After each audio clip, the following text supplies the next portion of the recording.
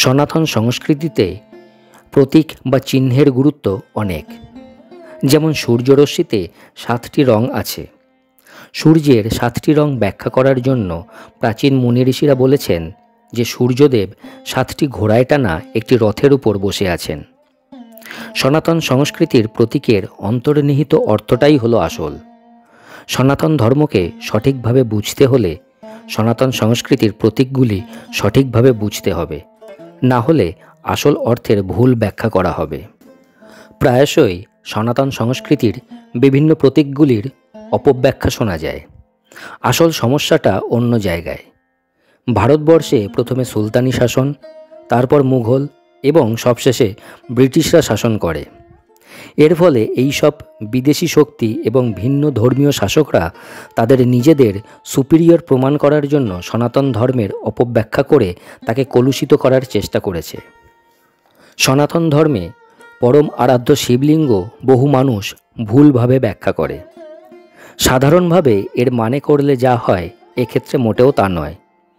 সাধারণ অর্থে আমরা লিঙ্গ মানে জনন ইন্দ্রিয় বলে জানি, কিন্তু শিবলিঙ্গের প্রকৃত অর্থ মোটেও তা নয়। আর্যাবর্ত তথা ভারতবর্ষের মূল ভাষা ছিল সংস্কৃত, এবং ভারতবর্ষের সমস্ত ভাষাই সংস্কৃত ভাষা থেকে উৎপন্ন হয়েছে। সমস্ত হিন্দু শাস্ত্র সংস্কৃতে লেখা। শিবলিঙ্গ কথাটির মধ্যে লিঙ্গ শব্দটি একটি সংস্কৃত শব্দ, যার আক্ষরিক অর্থ চিহ্ন বা প্রতীক। শিবলিঙ্গ কথাটির অর্থ হল শিবের চিহ্ন বা প্রতীক। সনাতন ধর্মে শিব হলেন দেবাদিদেব। পরমেশ্বর হিসাবে পুজো করা হয় ভগবান শিবকে। ভগবান শিবকে লিঙ্গরূপেই পুজো করা হয়। শিবলিঙ্গ হল ভগবান শিবের নিরাকার ব্রহ্মের প্রতীক। ভগবান শিব সর্বদাই আত্মধ্যানে লীন হয়ে থাকেন। সেই কারণে শিবলিঙ্গ পরমেশ্বর শিবের ধ্যানমগ্নতার প্রতীক।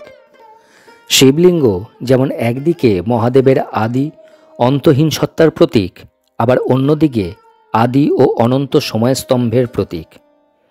সাধারণত শিবলিঙ্গের উপর 3টি সাদা দাগ দেখা যায়, যা দেবাদিদেব মহাদেবের কপালে থাকে। একে বলে ত্রিপুঞ্জ। ত্রিপুঞ্জের ঠিক মাঝখানে একটি বিন্দু থাকে, যা নিরাকার ব্রহ্মের প্রতীক। শিবলিঙ্গে 3টি অংশ বর্তমান। সবচেয়ে নিচের অংশটি হল ব্রহ্মপীঠ, এটি হল সৃষ্টির প্রতীক। মাঝখানের অংশটি হল বিষ্ণুপীঠ, এটি স্থিতির প্রতীক। সবার উপরের অংশটিকে বলা হয় শিবপীঠ, এটি ধ্বংস বা প্রলয়ের প্রতীক। সবার উপরে শিবপীঠেই মহাশিবলিঙ্গের অবস্থান। শিবলিঙ্গ মহাদেবের আদি ও অনন্ত সত্তার প্রতীক। দেবাদিদেব মহাদেবের একটি নাম পঞ্চানন, অর্থাৎ 5টি মুখ। শিবের এই 5টি মুখ আসলে পঞ্চভূত বা 5টি উপাদান। সেগুলি হল পৃথিবী, জল, আগুন, বায়ু এবং আকাশ। শিবলিঙ্গের আকৃতির একটি বিশেষ বৈশিষ্ট্য আছে। শাস্ত্র অনুযায়ী শিবলিঙ্গের আকৃতি উপবৃত্তাকার। প্রাচীন হিন্দু শাস্ত্র অনুযায়ী প্রাচীন ভারতে অসীম বা ইনফিনিটি বোঝাতে উপবৃত্তাকার আকৃতি ব্যবহার করা হতো। অর্থাৎ শিবলিঙ্গের সীমাহীন বা অসীমত্ব বোঝাতেই শিবলিঙ্গের আকার উপবৃত্তাকার দেওয়া হয়েছিল। শিবলিঙ্গ হল একাধারে সৃষ্টি এবং ধ্বংসের প্রতীক। শিবলিঙ্গের উপর 3টি সাদা দাগ দেখা যায়, যা দেবাদিদেব মহাদেবের কপালে থাকে। একে বলা হয় ত্রিপুঞ্জ। ত্রিপুঞ্জ আসলে বিশ্ব ব্রহ্মাণ্ডের প্রতীক। সমগ্র বিশ্ব ব্রহ্মাণ্ড 3টি উপাদান দিয়ে তৈরি: ইলেকট্রন, প্রোটন এবং নিউট্রন। এই ইলেকট্রন, প্রোটন এবং নিউট্রনকে রিপ্রেজেন্ট করে মহাদেবের কপালে বা শিবলিঙ্গের উপরে থাকা ত্রিপুঞ্জ। শাস্ত্র অনুসারে তাই শিবলিঙ্গ আদি এবং অনন্ত পরমেশ্বরের প্রতীক। শিবলিঙ্গ অসীম। এর না আছে শুরু, না আছে শেষ, না আছে আদি, না আছে অন্ত। বিশ্বে যা কিছু বর্তমান তা সবই শিবলিঙ্গ সৃষ্ট, এবং ধ্বংসও হবে শিবলিঙ্গে।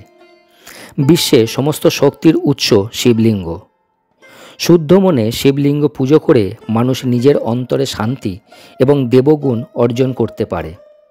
যে কোনো ধর্মের মানুষ শিবলিঙ্গ পুজো করে নিজের এবং সংসারে উন্নতি করতে পারে। শিবলিঙ্গ বিশ্বব্রহ্মাণ্ডের আদি এবং অনন্ত সত্তার প্রতীক।